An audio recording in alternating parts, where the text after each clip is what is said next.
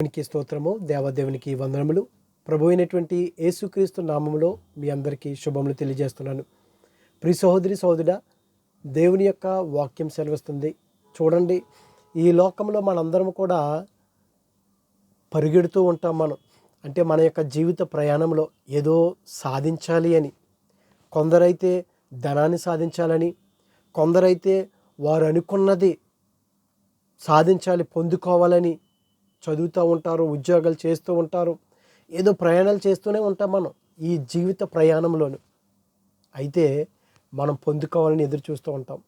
అదేవిధంగా చూసుకున్నట్లయితే దేవునిలో కూడా మనం ఉండినప్పుడు మనం ఏమి ఆశించి ఆయన ఎద్దకు వస్తున్నాం?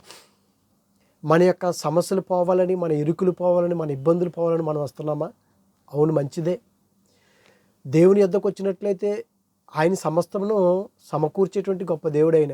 అయితే మొదటి కొరింథీకి రాసినటువంటి పత్రికలో 15వ అధ్యాయము 19వ వచనంలో ఉన్నది కదా దేవుని యొక్క వాక్యము. అనేకసార్లు మనం విన్నాం. ఈ జీవితకాలం మట్టుకే మనం ప్రభువునందు నిరీక్షణ గలవారమైనట్లుగా మనం జీవించినట్లయితే, ఇదే జీవితం అనుకుని మనం జీవించినట్లయితే, ఎన్నిసార్లు వినలేదు ఈ యొక్క వాక్యం. మనం ఈ జీవితకాలం మట్టుకే మనము ప్రభు సన్నిధికి రావటం కాదు. ఒకవేళ నువ్వు ఆ విధంగా వచ్చినట్లయితే ప్రభు సన్నిధిలోనికి మనుషులందరికంటే దౌర్భాగ్యుడు అంటున్నాడు దేవుడే. పరిశుద్ధాత్ముడు రాయిపించాడు వాక్యాన్ని పరిశుద్ధ గ్రంథంలో. అంటే మనం దేవుని యొద్దకు రావటం మంచిది, కానీ మన అవసరతల కోసమే రావటం కాదు. ఇదిగో ప్రభువా, నేను ఆ యొక్క పరలోక భాగ్యాన్ని దక్కించుకోవాలి, అక్కడ నేను నీతి కిరీటం నేను పొందుకోవాలి. ఎవరైతే ముందు పరిగెడతారో వారే బహుమానం పొందుకుంటారు కదా. లేకపోతే అందరికీ పరుగు పందెంలో పరిగెట్టినటువంటి అందరు కూడా బహుమతి వస్తుందా? రాదు కదా, ఒక్కరికి మాత్రమే వస్తుంది. కనుక ప్రియ సోదరి సోదరుడా, నీ పరుగు ఏ విధంగా నువ్వు పరిగెడతావు? దేవుని యొక్క వాక్యం సెలవుస్తుంది. మొదటి కొరింథీయులకు రాసినటువంటి పత్రికలో చూసుకున్నట్లయితే 9వ అధ్యాయం 24వ వచనంలో చూస్తే, పందెపు రంగమందు పరిగెత్తు వారందరూ పరిగెత్తుదురు కానీ ఒక్కడే బహుమానం పొందుకుందరు అని మీకు తెలియదా? అటువలి మీరు బహుమానం పొందినట్లుగా పరుగెత్తుడి. దేవుని యొక్క వాక్యం చేస్తుంది. అపోజిట్ పౌలు గారు అంటున్నాడు కొరింథీయులతోటి ఈ విధంగా, కొరింథీ సంఘానికి రాస్తూ ఈ విధంగా అంటున్నాడు, ఇదిగో పరుగు పందెంలో పరిగెట్టేవాడు బహుమానం కోసం పరిగెడతాడు.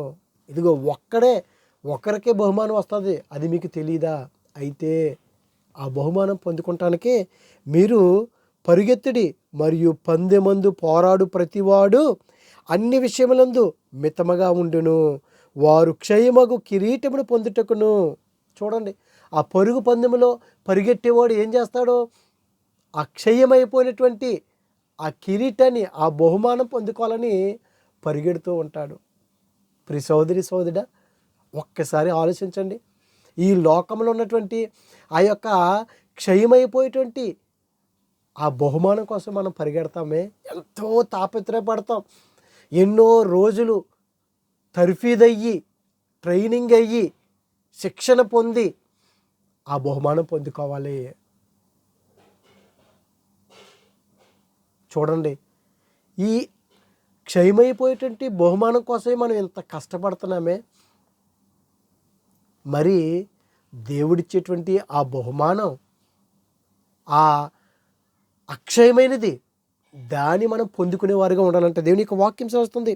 మనమైతే అక్షయమగు కిరీటమును పొందుటకును మితముగా ఉందము.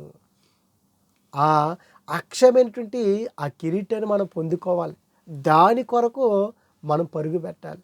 ఎవడైతే కనుక ముందు పరిగెడతారో వారు మాత్రమే ఆ యొక్క నీతి కిరీటాన్ని, ఆ జీవ కిరీటాన్ని మనం పొందుకుంటాం. ప్రియ సోదరి సోదరుడా, నువ్వు దేవునిలో పరిగెడుతున్నావా?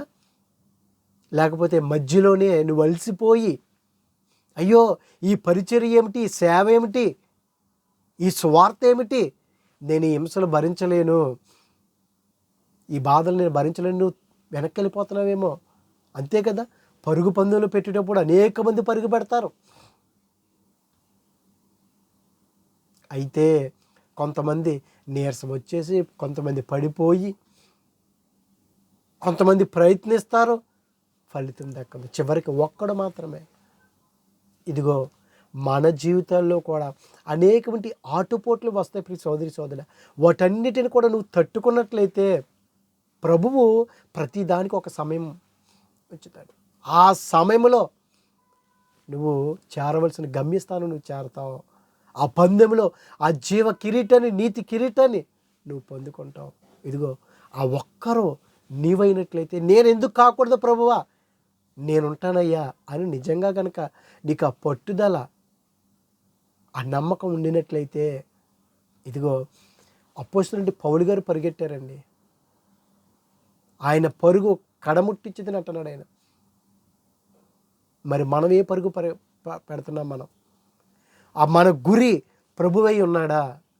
లేకపోతే నీ గురి ఈ లోకం మీద నువ్వు గురి పెట్టినట్లయితే, ఇదిగో ఆయన ఇచ్చేటువంటి అక్షయమైనటువంటి కిరీటాన్ని నువ్వు పొందుకోలేవు. క్షయమైపోయినటువంటి ఇవన్నీ కూడా భూమి మీద అన్నీ కూడా ఇక్కడే క్షయమైపోతాయి. కానీ అక్షయమైనటువంటి శాశ్వతమైనటువంటి ఆ కిరీటాన్ని మనం పొందుకోవాలి. ఆ ఒక్కరు నీవైనట్లయితే, నీ బిడ్డ అయినట్లయితే, నీ కుటుంబం అయినట్లయితే దేవుడు ఎంత సంతోషిస్తాడు. దేవుని యొక్క వాక్యం చేస్తుంది. మత్తయి సువార్త 22:14 కాగా పిలవబడిన వారు అనేక మంది, కానీ ఏర్పరచబడిన వారు కొద్ది మందే. ప్రియ సోదరి సోదరుడా, ఆ కొద్ది మందిలో నువ్వు ఉండినట్లయితే ఎంత భాగ్యం అండి.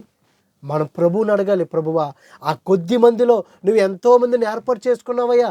శిష్యులు 12 మందిని ఏర్పాటు చేసుకున్నాడు ఆయన. అపోస్తులుగా ఆయన అభిషేకించాడు. ఇదిగో ఆ కొద్ది మందిలో నీవు ఉండినట్లయితే, నీ కుటుంబము, నీ స్నేహితులు, నీ బంధువులు ఉండినట్లయితే, ఇదిగో నీ శత్రువులు కూడా దేవునికి ఎంత మహిమండి.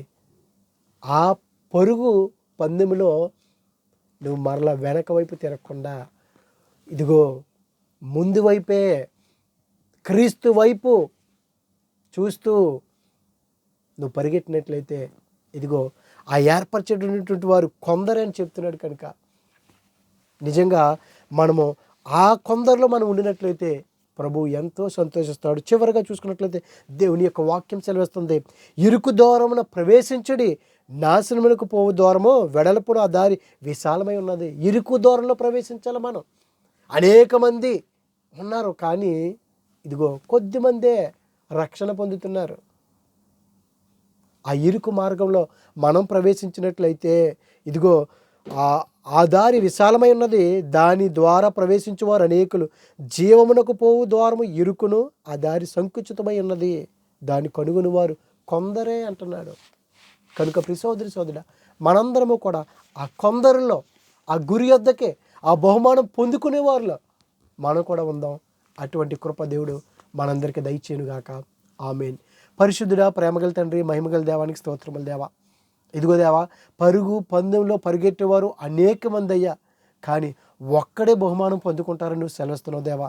ఇదిగో తండ్రి, ఆ ఒక్కరిలోని ప్రభువా నేనుంటానికి, మేముంటానికి మీరు సహాయం దయచేయమని. ఇదిగో దేవా, అనేక మంది నువ్వు పిలిచేవయ్యా, కానీ ఏర్పరచబడినటువంటి వారు కొంతమంది నువ్వు సెలవిస్తున్నావయ్యా. ఆ కొంతమందిలో మేముంటానికి మాకు సహాయం దయచేయమని. ఇదిగో దేవా, ఇరుకుల్లో, ఇబ్బందుల్లో, శోధనలో శాంతి సమాధానం దయచేయండి. అనారోగ్యం వారికి ఆరోగ్యం దయచేసి, విద్యార్థుల వారి చదువులో అభివృద్ధి పరచమని, నీ కృపలో మమ్మల్ని భద్రపరచమని క్రీస్తు నామమున అడిగిన పరమ తండ్రి. Amen, amen. God bless you all. దేవుని యొక్క వాక్యాన్ని విని అనేక మందికి మీరు పంపించండి. దయచేసి ఎంతో శ్రమపడి ఈ యొక్క వీడియో పెడుతున్నాను. మరి మీరు కనీసం ఒక 8 నిమిషాలు 9 నిమిషాలు మీరు చూసినట్లయితే దేవునికి మహిమ, మరి సువార్త మీ ద్వారా అనేక మందికి వెళ్ళాలని నేను మనవి చేస్తున్నాను. God bless you all.